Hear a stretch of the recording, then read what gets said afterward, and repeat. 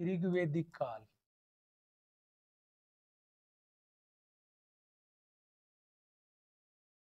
या जैसे अपन बात करें वैदिक काल की, वैदिक काल का मतलब वह काल या वह एज जिसका वर्णन चारों वेदों में, सिंपल सा। इसकी टाइमिंग है 1500 बीसी से लेके या 1500 ईस्वी पूर्व से लेके 600 ईस्वी पूर्व तक। इस समय तक का इतिहास एकदम एक जैसा है भारत में। कुछ परिवर्तन होंगे, इतिहास में हमेशा जो परिवर्तन होता है वो निरंतरता के साथ परिवर्तन होता है, और इस निरंतरता के साथ परिवर्तन को पढ़ने को ही इतिहास कहते हैं। और बाकी जो वो जो कलेक्ट करते हो ना, चार वेद के क्या क्या नाम है, प्रत्येक का ब्राह्मण कौन सा है, आरण्यक कौन सा है, उपनिषद कौन सा है, सूक्त कौन से है, भाग कौन से है, वो तो इन्फॉर्मेशन है। ठीक है, इंफॉर्मेशन में और एजुकेशन में फर्क होता है ना। ठीक है, ये बार बार चर्चाओं में रहता है। क्यों रहता है? थोड़े दिन पहले जो इसरो के चीफ है सोमनाथ, वो क्या कह रहे थे? वो ऐसे कह रहे थे कि वैदिक काल में हमारे पास जो स्पेस टेक्नोलॉजी थी, अंतरिक्ष प्रौद्योगिकी थी, ठीक है, चर्चा करेंगे, बिल्कुल नहीं थी। आदमी को अपना काम करना चाहिए, उनको इसरो के लिए बढ़िया करना चाहिए, वेदों की तरफ नहीं भागना चाहिए। ठीक है, बिल्कुल नहीं थी। ठीक है, बहुत सारे सवाल उठते हैं, बहुत सारी ये लगातार चर्चाओं में रहता है। ठीक है ना, बात करते हैं। देखो, अब इसके दो पार्ट हैं, हिस्ट्री में अपन अपने हिसाब से डिवाइड कर लेते हैं। पहला युग तो है ऋग्वेदिक युग, जिसकी चर्चा कहाँ है? ऋग्वेद में। इसका समय कब से कब है? 1500 से लेकर 1000 ईस्वी पूर्व। ये टाइम है ऋग्वेद की रचना का टाइम। इसका वर्णन कहाँ है? इस युग का वर्णन है ऋग्वेद में, जो कि आर्यों का सबसे प्राचीन ग्रंथ है। ऋग्वेद की भी अपन चर्चा करेंगे। ये तो हो गया ऋग्वेद। और फिर उत्तरवेद, इसको ऋग्वेदिक एज लिखना। आज जो हम पढ़ेंगे ऋग्वेदिक एज, और ये उत्तर वैदिक काल, उत्तर वैदिक काल या पोस्ट वैदिक एज, पोस्ट वैदिक एज। इसके सोर्सेज ज्यादा बड़े हो जाएंगे। इसमें क्या क्या आ जाएगा? इसके सोर्स, उत्तर वैदिक काल की जानकारी कहाँ कहाँ से मिलती है? इतनी कमजोर है हिस्ट्री? बोलो कहाँ कहाँ से, डायरेक्ट वेदांत पे मत जाओ, कहाँ कहाँ से मिलती है? एक सीक्वेंस रखना। ऋग्वेद के बाद यजुर, वो याद करने में आसानी रहेगी। तो तीन तो वेद हो गए। तीन वेद कौन से हो गए?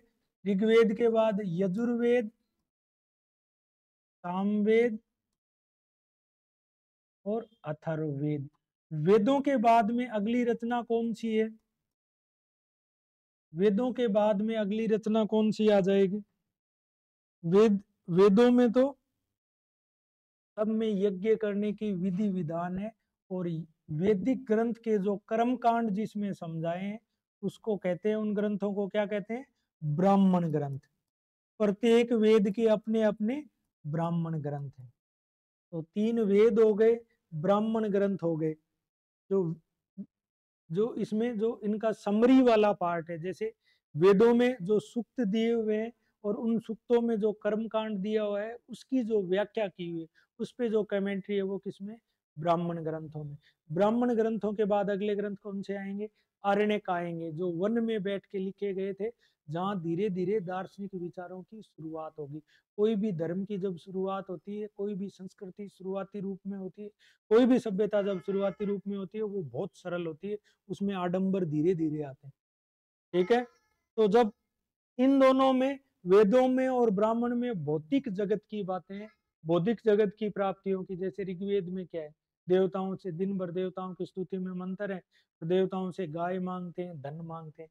यहाँ आके उनका थोड़ा थोड़ा झुकाव फिलोसोफिक साइड होने लग गया था। तो वो कौन से ग्रंथ हैं? आरण्यक ग्रंथ।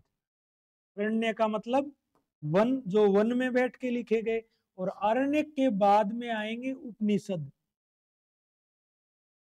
उपनिषद ग्रंथ। अब देखो, प्रत्येक वेद का ब्राह्मण ग्रंथ भी है, आरण्यक भी है, उपनिषद। उपनिषद वैसे तो संख्या में संख्या में कितने हैं? 108 हैं, पर 16 मुख्य है। इस केन, कट, पर्सन, मुंडक, मांडुक्य, तैत्तिरीय, छांदोग्य, बृहदारण्यक और श्वेता सवतर बताएंगे। आगे इन पे भी चर्चा करेंगे। ये सबसे शानदार ग्रंथ है ज्ञान विज्ञान के लिए, ठीक है। उपनिषदों के बाद में जो छोटे छोटे कुछ एक ग्रंथ हो रहे हैं, मेनली तो ये उपनिषदों के बाद में जहाँ उत्तर वैदिक काल का पता चलता है वो तो है 6 तो हो गए वेदांग, और सूत्र और स्मृति साहित्य को भी इसमें शामिल कर लेते हैं, ये अपन पढ़ेंगे। इसकी जानकारी कहाँ से मिलती है? वो तो हो गया इन सब में जिस युग का पता चलता है वो तो हो गया उत्तर वैदिक युग, और ऋग्वेद में जिसकी जानकारी मिलती है वो कौन सा हुआ?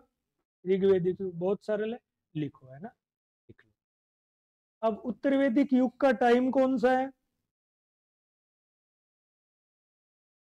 1000 से 600, 1000 से 600 BC या ईसी।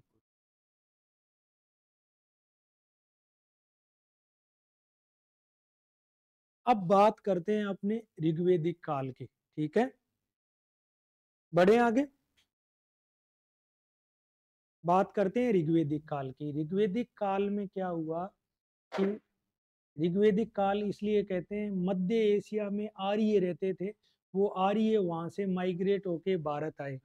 कोई वीजा की तो जरूरत थी नहीं, जिधर घोड़े ने मुंह कर लिया उधर चल दिए, ठीक है।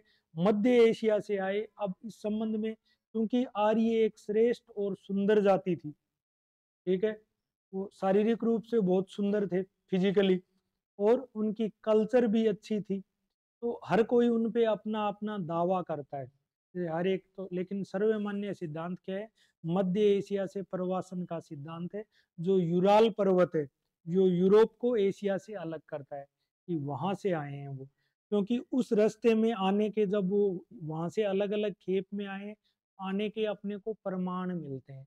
अब उनका आर्य नाम कैसे हुआ? देखो, वो जो आर्य थे, वो जो वहां से माइग्रेट होके आए थे, वो संस्कृत भाषा बोलते थे। संस्कृत में भी प्राक संस्कृत, प्रोटो संस्कृत बोलते थे।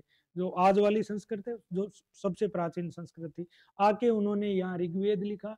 और उस ऋग्वेद में है तो देवताओं की स्तुति में मंत्र, पर देवताओं की स्तुति में मंत्र पढ़ने से ये लग जाएगा एक तो उनके देवता कौन कौन है। अब वो गाय मांग रहे हैं, बार बार गाय मांग रहे हैं, बार बार पुत्र मांग रहे हैं, तो इसका मतलब क्या हुआ कि गाय को वो संपत्ति या प्रॉपर्टी का रूप मानते थे, ठीक है। गाय का बार बार जिक्र कर रहे हैं, तो इसका मतलब वो पशु चारक थे, एनिमल ग्रेजर्स या पेस्टोरल थे। खेती का उल्लेख कम है, तो इसका मतलब खेती वो कम करते थे। फिर समाज में कौन कौन से वर्ग थे, उनके सामाजिक विश्वास क्या थे, धार्मिक विश्वास क्या थे, सबके बारे में पता चलता है। तो ऋग्वेद से एक तो अपन सारी चीजें उनके बारे में ये पढ़ेंगे। दूसरा, मध्य एशिया से वो आए, उसके फिजिकल एविडेंस मिले। यूराल पर्वत से अगर आते हैं, हिंदू कुश के ऊपर है ना यूराल, मैप में बताता हूँ, वहां से आए। फिर ये हुआ कि क्या पता वहां से आए थे, क्योंकि ऋग्वेद में जैसी शब्दावली का वो उपयोग करते हैं, भुर्ज या देवदार वृक्ष का, मैपल या पाइन जो वृक्ष है उसका उल्लेख करते हैं, वो मैपल या पाइन वृक्ष कहाँ मिलता है? अपेक्षाकृत ठंडे प्रदेशों में मिलता है। यहाँ थोड़ी उगता है, अपने देवदार उगता है क्या? ठीक है। तो जैसी वनस्पति का वर्णन करते हैं, वो वनस्पति मध्य एशिया में मिलती है। फिर उस रास्ते पे अपने को उनके आने के प्रमाण भी मिले। और पहली खेप कब आई? पहली खेप आई 1500 ईस्वी पूर्व में, ठीक है। फिर वो अलग अलग ग्रुप में आए। तो आर्य कोई एक जाति नहीं थी, एक जैसी भाषा बोलने वाले लोग थे, जो प्राक संस्कृत बोलते थे। ये बात प्रूव कैसे होती है? दुनिया की जितनी भी भाषाएं हैं ना, जैसे उनमें, या अपन अंग्रेजी की भाषा की बात करें, तो संस्कृत में पिता को क्या कहते हैं? पितृ कहते हैं। और वहाँ लेटिन या इंग्लिश में क्या कहते हैं?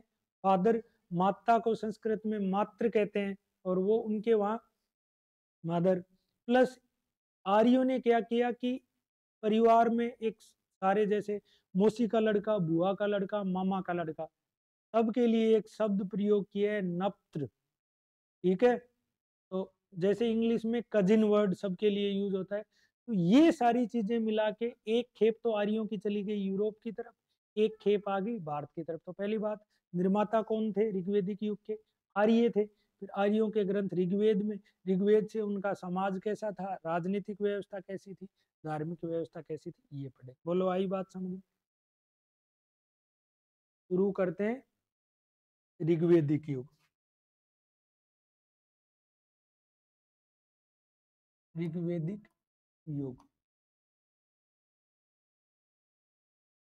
में 1500 से लेके 1000, इसमें प्रीलिम्स और मेंस सारा आ जाएगा, उसको अलग कर नहीं सकते हैं ना मेरे से वैसे पढ़ाया जाएगा कि मैं प्रीलिम्स को मेंस से अलग कर दूं। तो ये कंप्लीट क्लास समझना है, इसको प्री का भी है मेंस का भी है। एक बार पढ़ लो फिर बताऊंगा कि मेंस में कैसे सवाल पूछते हैं। ठीक है, ऋग्वेदिक युग वह युग जिसका वर्णन किसमें है, जिसका वर्णन ऋग्वेद ग्रंथ में।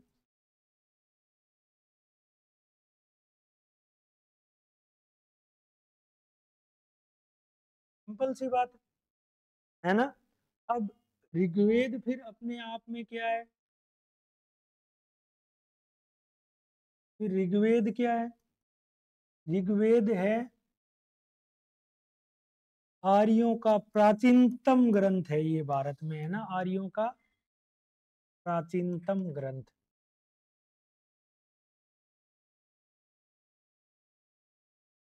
ठीक है, भाषा क्या है इसकी, प्राक संस्कृत है ना।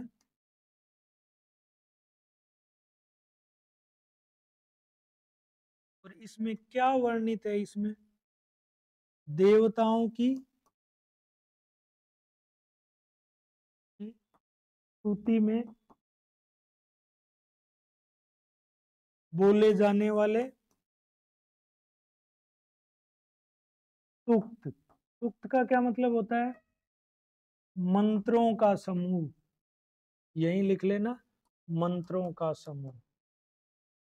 अब स्तुति में और पूजा में फर्क होता है। इंग्लिश वाला कौन है, लिखो इसको, क्या लिखोगे,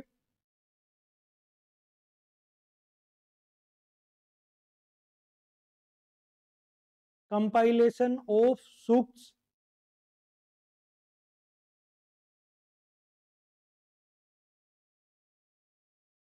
that were recitated, रेसिटेशन है ना, उच्चारण करना, recitated to praise Rigvedic God's.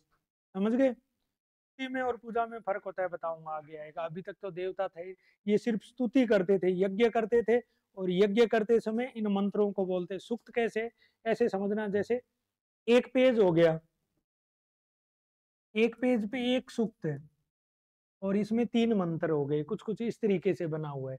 ठीक है, मिल जाएगा आपको नेट पे, देखो तो सूक्त हो गया मंत्र, देवताओं की स्तुति में बोले जाने वाले सूक्त, या देवताओं की स्तुति में या यज्ञ के समय। अब ऐसे कितने सूक्त हैं ऋग्वेद में, ऐसे हैं 1028 सूक्त। भाग कितने हैं ऋग्वेद के, भाग या भाग को कहेंगे मंडल, इंग्लिश में कहेंगे बुक्स, मंडल। कितने भाग हैं, 10 भाग है, 10 भाग। 10 में से प्रथम और 10वां बाद में जोड़ा गया है। क्या पता बाद में जोड़ा गया है, कैसे पता चलता है, हम्म हम्म इससे लिखाई शुरू में तो ये है ना, बोले जाने वाली परंपरा में, तब तक लेखनी का आविष्कार नहीं हुआ था। तो जो गुरुकुल की शिक्षा पद्धति थी, जिसमें जो बोल बोल के रटा देते थे, तो उसी में मौखिक चले हैं शुरू में। तो ये तो संस्कृत लैंग्वेज के उससे पता चल जाता है कि ये प्रोto संस्कृत नहीं है, ये बाद में जोड़े हुए हैं। 10 मंडल हो गए। अब देखो, मैं तुम्हें ऑप्शन देता हूँ, नोट्स में मिल जाएगा। दूसरे से लेके 9वें तक की रचना करी है अलग अलग ऋषियों ने, जैसे दूसरे की गृहस्मंद, विश्वामित्र, फिर वामदेव, फिर अत्रि, फिर भारद्वाज, फिर कणु, और फिर अंगिरस ऋषि ने। आपको इतना याद रखने की जरूरत नहीं है, ये सीक्वेंस चला है। ये बाद में जोड़ा गया है क्योंकि दशम मंडल में क्या है, पुरुष सूक्त है 10वें मंडल में। ठीक है, आगे चर्चा करेंगे, लिखवा दो। ये हो गया, ये तो हो गया अपना ऋग्वेद की जर्नल जानकारी। ठीक है, अब कोई पूछे ऋग्वेद क्या है तो बता दोगे ना? ठीक है, अब ऋग्वेद को बोलने वाले पुरोहित को क्या कहते थे? होत्र, होत्र। तो ऋग्वेद का जो पुरोहित होता था उसको क्या कहते थे? होत्र। और इसके 5 भाग हैं ऋग्वेद के। साकल, वाकल, आश्वलायन, संखायन और मंडुकायन। मत याद करना, वैसे ही 1-2 सवाल पूछ नोट्स में मिल जाएगा। ठीक है, अब बात करते हैं, ये तो हो गई ऋग्वेद की बात। अब इस ऋग्वेद को लिखने वाले लोग कौन थे? कौन लोग थे इस ऋग्वेद को लिखने वाले? इसको लिखने वाले कौन लोग थे? आर्य। आर्य का क्या मतलब हुआ? देखो, आपको ध्यान हो तो सेकंड वर्ल्ड वॉर के टाइम ने जब हिटलर था, ठीक है, हिटलर ने जर्मनी लोगों के लिए क्या कहा था कि ये लोग मूल नस्ल है जो आर्य है। और हिटलर की जो नाजी सेना थी उसका चिन्ह क्या था? यहाँ कौन सा चिन्ह बांधते थे? आजकल लोग फैशन में बांध लेते हैं, स्वस्तिक लगा हुआ था। ठीक है, क्यों क्यों ऐसा हुआ? जर्मनी का एक विद्वान है पेंका, वो ये कहता है आर्य तो जर्मनी से आए थे, स्थानीय। द्रविड़ के लिए तो कोई दावेदारी नहीं देता था। दक्षिण भारत का अपने द्रविडियन लोग हैं, उनके लिए तो क्यों? क्योंकि ये श्रेष्ठ लोग थे फिजिकली भी और कल्चर के रूप में। ठीक है, तो आर्य का अर्थ क्या हुआ? श्रेष्ठ, कुलीन और अभिजाते, सुपीरियर, एलीट एंड कल्चर्ड। ठीक है, यही अगर 5 फुट के होते तो कोई इनसे कोई क्यों कहता, क्यों क्यों इनसे कोई साम्यता बिठाता? और फिजिकल कैसे थे? गोरे थे, लंबे थे, और लंबी नाक वाले और घुंघराले बाल वाले थे। ठीक है, तो हर कोई अपना अपनी साम्यता बता रहा था। समझ गए? अब आर्य का शाब्दिक अर्थ है श्रेष्ठ, कुलीन या अभिजाते। अब ये आए कहां से? कहां से आए?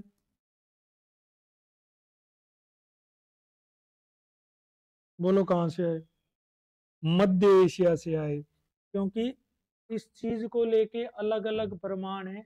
लिखना कहाँ से आए, तो ये आए हैं आपने मध्य एशिया से, मिडल एशिया। ये सर्वमान्य मत है, ये सर्वमान्य मत है, मध्य एशिया से। मैक्स मुलर भी इसी बात को मानते हैं। और मध्य एशिया में भी यूराल पर्वत के दक्षिण से।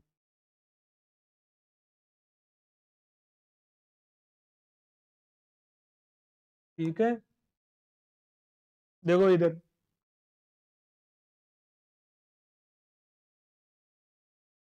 मैं सिर्फ उत्तरी भारत की फोटो बना रहा हूँ, है ना? नक्शा मैं सिर्फ उत्तरी भारत का बना रहा हूँ।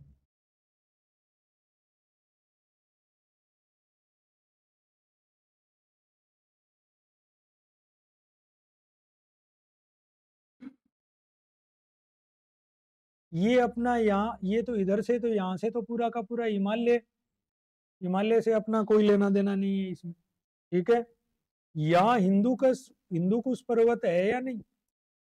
हम्म,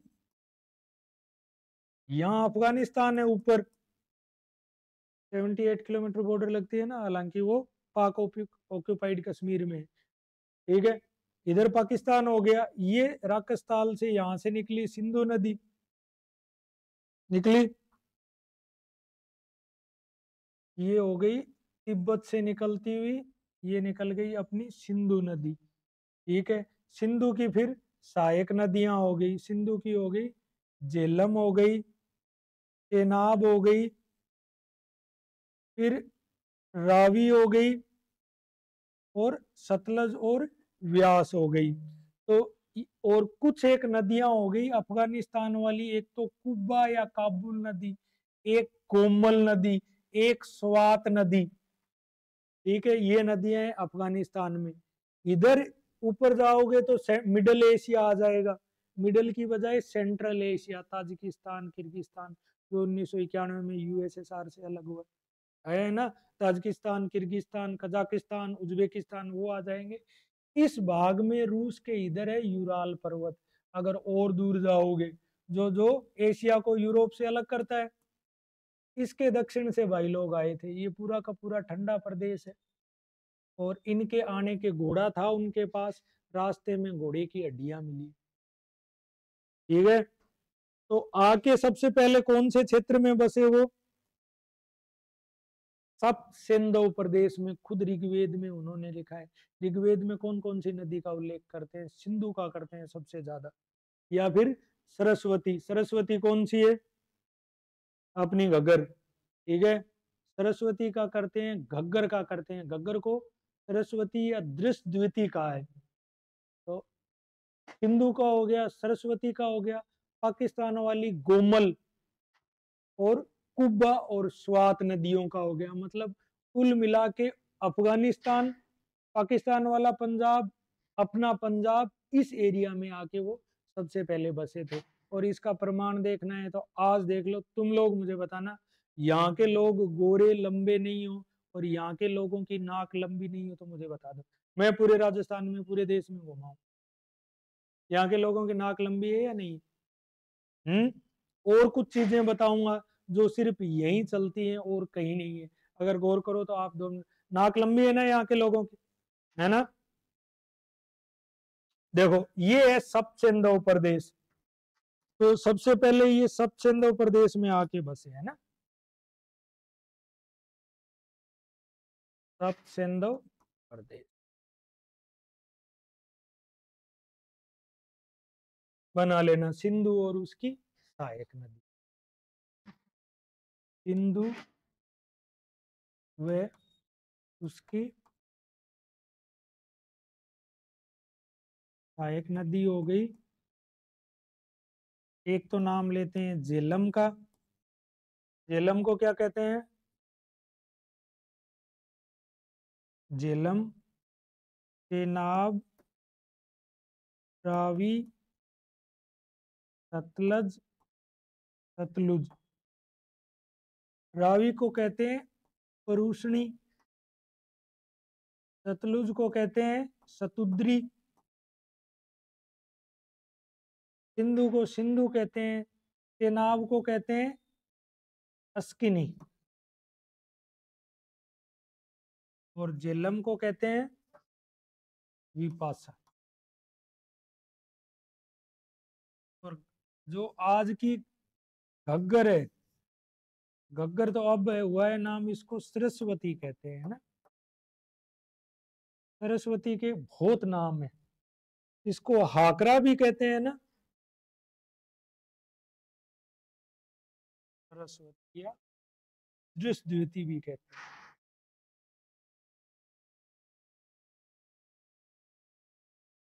तो तुम लोगों को खुश होना चाहिए, तुम आर्यों के मूल निवास स्थान में रह रहे हो। बाकी राजस्थान में ऐसे गोरे रंग के नहीं है लोग। ठीक है, तो हिस्ट्री के स्टूडेंट हो, ये है ना, जो एंथ्रोलॉजिकल जो होते हैं उन पे ध्यान दिया करो। मारवाड़ का आदमी देखना, आपको पीछे से ये गुद्दी सपाट मिलेगी एकदम, देखते ही पहचान जाओगे आप। ठीक है, तुम लोगों को कितना पता चलता होगा, सिकंदर के आक्रमण हुए बार बार, उसका अड्डा कौन सा था? पंजाब। आप कभी आज यूनान के लोगों को देखना, कुछ कुछ पंजाबियों में देखना, देखो जीन, जीन जो होती है ना, जीन इतनी स्ट्रॉन्ग चीज है, वो अपनी विशेषता छोड़ती नहीं है एक पीढ़ी से दूसरी पीढ़ी। कुछ पंजाब वालों की शक्ल एकदम ग्रीक से एकदम हूबहू मिलती। ठीक है, तो करेंगे, इतिहास को कोई झुटला नहीं सकता, इतिहास को तो झुटला देंगे, लेकिन जीन्स को या फिजिकली विशेषताओं को नहीं झुटला सकते। ठीक है, ये हो गया सब सिंधु। तो सहायक नदियां प्लस अफगानिस्तान की कौन सी थी, ये सिंधु और उसकी सहायक हो गई। अफगानिस्तान की काबुल, जिसको कुबा कहा है इन्होंने, गोमती, जिसको गोमल, और सुवास्तु। स्वात घाटी है क्या पाकिस्तान अफगानिस्तान में, है क्या, है, ये है। ठीक है, ये वाला एरिया था सब सिंधु प्रदेश, जिसमें आके ये सबसे पहले बसे। बनाओ फटाफट। वैसे तो एक्सपेक्ट नहीं कर रहे ना एकदम तोते की तरह नहीं गाइड बनवा दूं एक और, वैसे तो नहीं चाहता होगा, नोट्स में मिल जाएगा, स्पीड से लिखो। उत्तर पश्चिम, तो ये उत्तर पश्चिमी भारत है। दृश्यवती वे है। वर्तमान जो है ना, वर्तमान अफगानिस्तान, वर्तमान पाकिस्तान वाला पंजाब, अपना पंजाब, और लास्ट खींच के थोड़ा सा हरियाणा, क्योंकि पंजाब हरियाणा तो इतने कितने से अभी तो अलग हुए, 1966 से पहले तो पंजाब हरियाणा एक ही थे। ये है जो सब सिंधु प्रदेश में था, इसमें थे। लेकिन पश्चिमी का ये मत समझ लेना कि अपने बीकानेर, जैसलमेर, बाड़मेर उस बॉर्डर में नहीं थे। उत्तर पश्चिमी या सब सिंधु जो प्रदेश है, इसी में थे। अब ये नदियां सारी कहाँ हैं, झेलम, चेनाब, रावी, सतलज, व्यास, हिमाचल, ऊपर अगर देखो तो जम्मू, और नीचे पंजाब, और बाकी आगे पाकिस्तान वाले पंजाब में जाके खत्म हो गए। ठीक है, तो ये हो गया। कहाँ से आए, मध्य एशिया से आए। आगे यहाँ आके बसे, तो यहाँ आकर बसे है ना, कहाँ बसे, तो ऋग्वेदिक आर्य कहाँ बसे, सब सिंधु प्रदेश में बसे। मेंस के लिहाज से इंपॉर्टेंट हो जाता है कि सब सिंधु प्रदेश क्या है। ठीक है, और इम्पोर्टेंट हो नहीं हो, एक पढ़े लिखे आदमी से इतनी उम्मीद तो करते हैं कि उसको जो उसके देश, जिस देश में वो रहता है, और उसके सबसे प्राचीन ग्रंथ के बारे में उसको कुछ तो पता होना चाहिए। सारी चीज एग्जाम के लिहाज से जरूरी होती है ना। आगे बढ़ते हैं, और इतना ही करवा रहा हूँ जितना एनसीईआरटी, जो ओल्ड एनसीईआरटी है ना, उतना ही, उससे आगे आगे नहीं जा रहे। बढ़े आगे। देखो मैप में देखो तो ये वाला एरिया था। अगर इस मैप में देखो,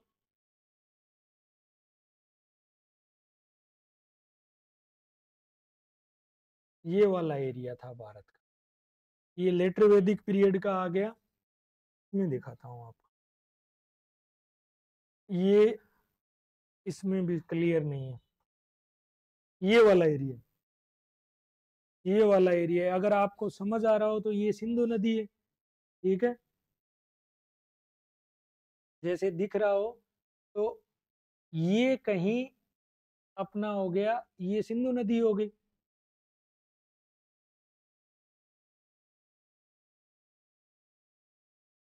ये तो हो गई सिंधु रिवर। ठीक है, ये हो गई सतुद्री, सतलुज, ये सरस्वती हो गई। ये इधर गंगा और यमुना है। गंगा यमुना का जिक्र नहीं है, गंगा का ऋग्वेद में सिर्फ 2 बार, और यमुना का 1 बार, इसीलिए क्योंकि यहाँ रहते ही नहीं थे।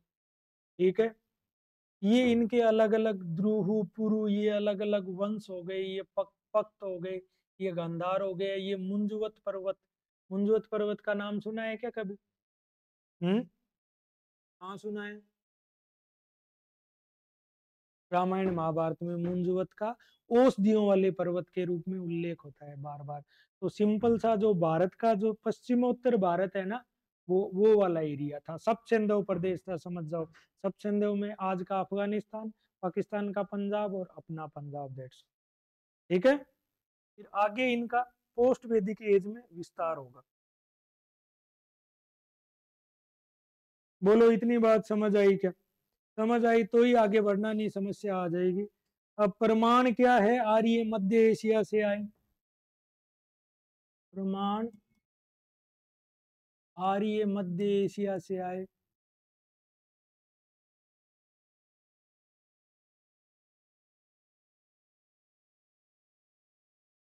एक तो प्रमाण है कि ऋग्वेद में जिस वनस्पति ऋग्वेद में जिस वनस्पति और जैसे भौगोलिक क्षेत्र का वर्णन करते हैं वो कहाँ है?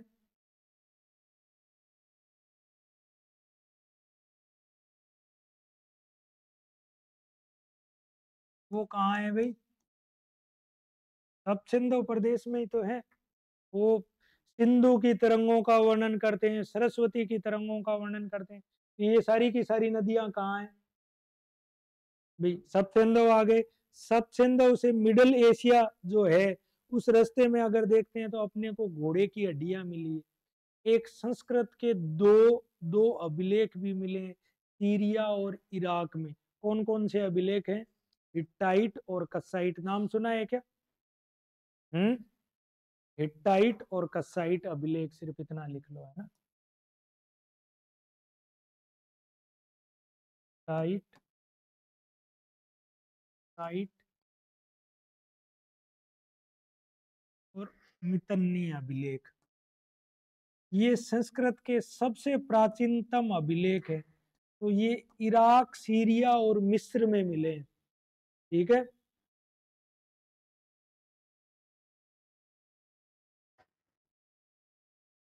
हिट्टाइट, कसाइट और मितन्नी अभिलेख, ये संस्कृत के प्राचीनतम अभिलेख है। इन अभिलेखों से भी पता चलता है कि एक खेप उस तरफ से भी आ रही थी, इराक की तरफ से, सीरिया की तरफ से।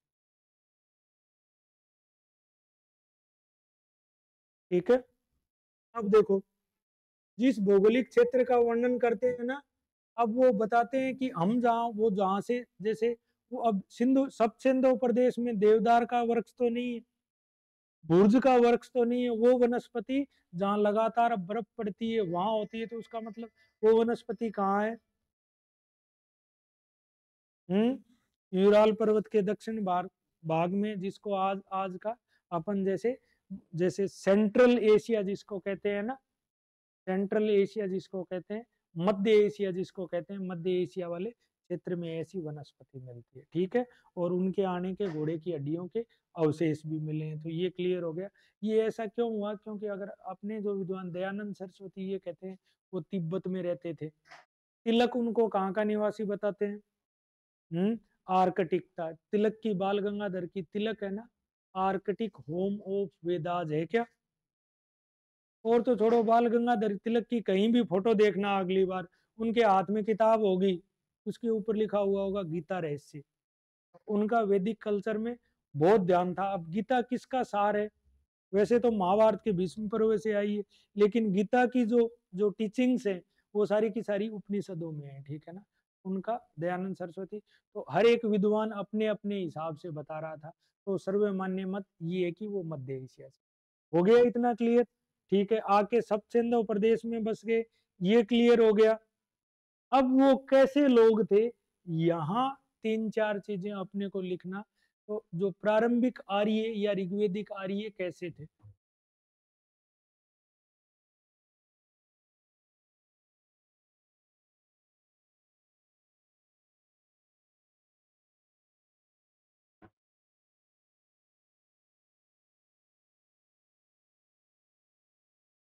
कैसे थे? कैसे लोग थे? हम्म। गांव में रहते थे या जनजातीय लोग थे? जो घोड़े पे बैठ के 2000 किलोमीटर से चल के आ गए वो लोग जनजातीय लोग होते हैं। और जो आर्य थे, ऋग्वेदिक आर्य, जनजातीय थे। तो कीवर्ड्स लिखना, फर्स्ट लिखना जनजातीय। जनजातीय को इंग्लिश में क्या कहोगे? ट्राइबल। जनजातीय। दूसरा, खेती करते थे या पशुपालन करते थे? पशु चारक थे।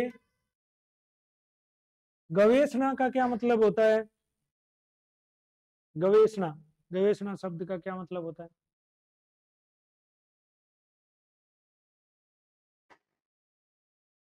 गे प्लस अन्वेषण, दो शब्द हो गए, गव्य प्लस अन्वेषण। किसी चीज की आप खोज करो उसको गवेषणा कहते हैं। और ऋग्वेद में बहुत सारी शब्दावली ऐसी है जो गाय के नाम पे बनी हुई है शब्द। वो गाय को खोजने जाते थे वो तो शब्दों की उत्पत्ति ऐसे ही तो होती है ना, इतना तो समझते हो, शब्दों की उत्पत्ति ऐसे होती है। तो गाय के नाम पे गव्य, गव्य, गवेषणा, ये शब्द उनके गाय पे बहुत है। तो इसका मतलब क्या हुआ कि गाय उनके लिए बहुत इंपॉर्टेंट थी, तो वो पशुचारक थे। तो जनजातीय हो गए, पशुचारक हो गए, और कैसे लोग थे वो?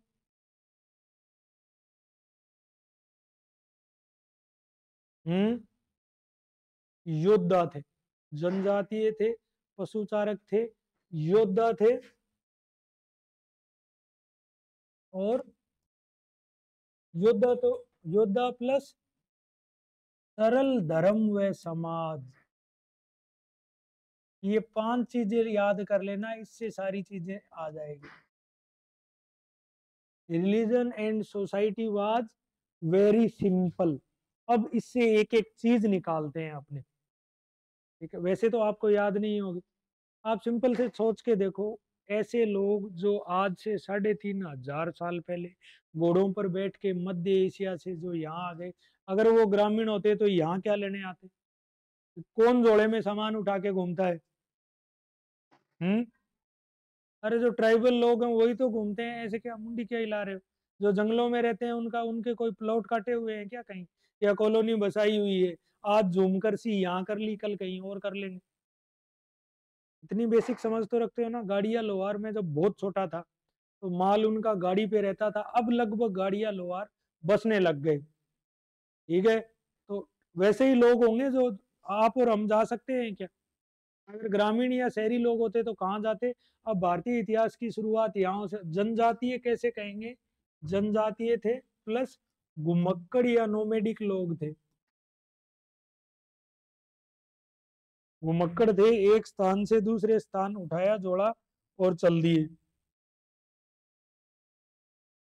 ठीक है? घुमक्कड़ लोग थे प्लस,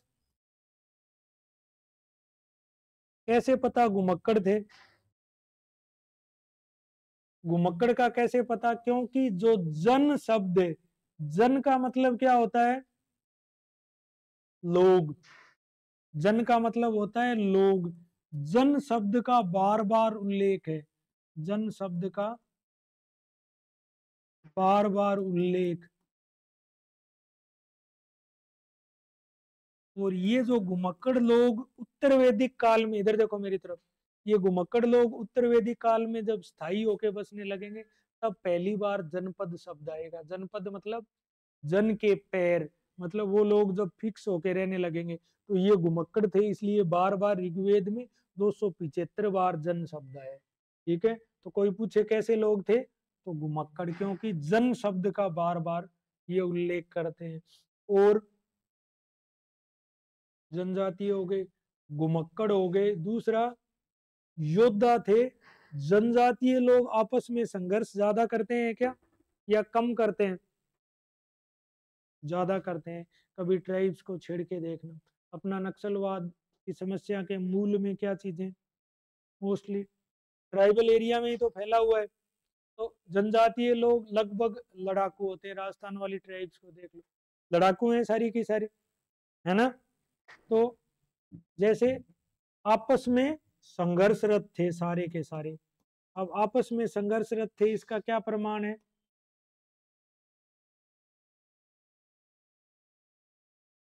दास राज युद्ध सुना है क्या आपने नाम? दास राज युद्ध क्या था? 10 राजाओं का युद्ध, दास राज युद्ध। 10 राजाओं का युद्ध क्या था? मतलब बहुत लड़ाइयां हो रही थी। 10 राजाओं का युद्ध, एक तरफ तो था भरत वंश का, कौन सा राजा था एक तरफ? भरत वंश का सुदास। और उसके वर्सेज में कौन थे? 10 राजा थे। 10 में तो 5 तो आर्य राजा थे, और 5 अनार्य राजा। मतलब जो आर्यों से अलग जाति के थे वो थे 5 आर्य। 5 आर्यों में से सबसे इंपॉर्टेंट कौन सा था? कुरु। बाद में इन दोनों की भरत के नाम पे इस देश को क्या कहते हैं? भारत कहते हैं। बाद में भरत और कुरुओं की दोस्ती हो जाएगी तो ये बन जाएंगे कुरु।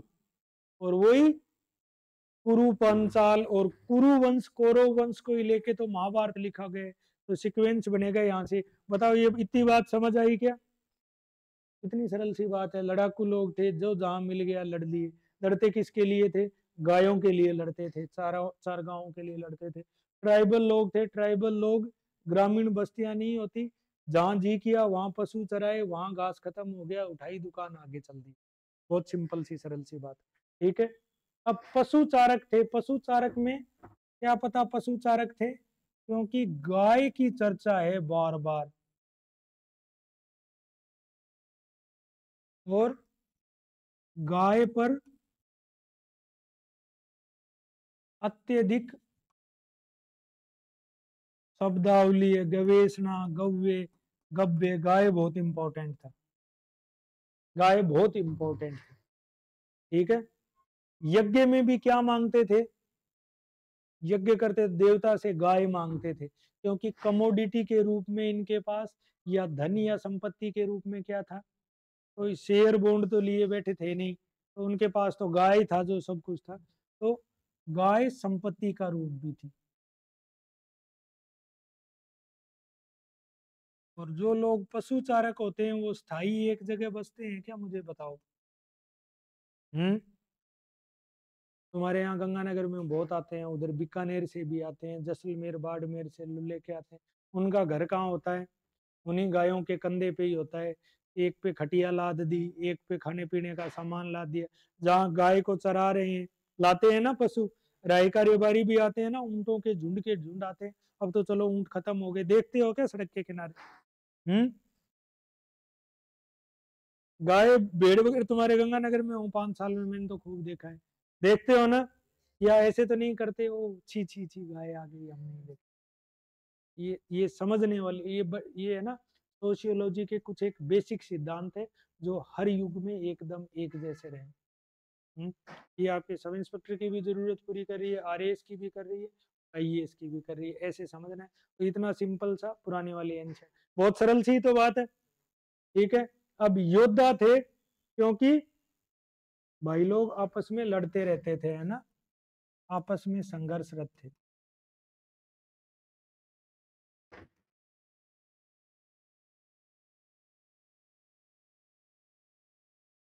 क्या पता आपस में संघर्ष, देखो टफ पढ़ाऊंगा इजी पढ़ाऊंगा वो आपके मतलब का नहीं। तोते की तरह बताता रहता ऋग्वेद में क्या है, इस मंत्र में क्या है, वो मतलब नहीं। कैसे पता चलता है आपस में लड़ते थे? 5 तरह की लड़ाकू टुकड़ियां बताते हैं। छोटी छोटी टुकड़ियां लड़ाकू जो आपस में लड़ रही थी, वो 5 तरह की बताते हैं। क्या नाम है उनका? किसी ने एनसीईआरटी नहीं पढ़ी? उनका नाम है 5 तरह की लड़ाकू टुकड़ियां।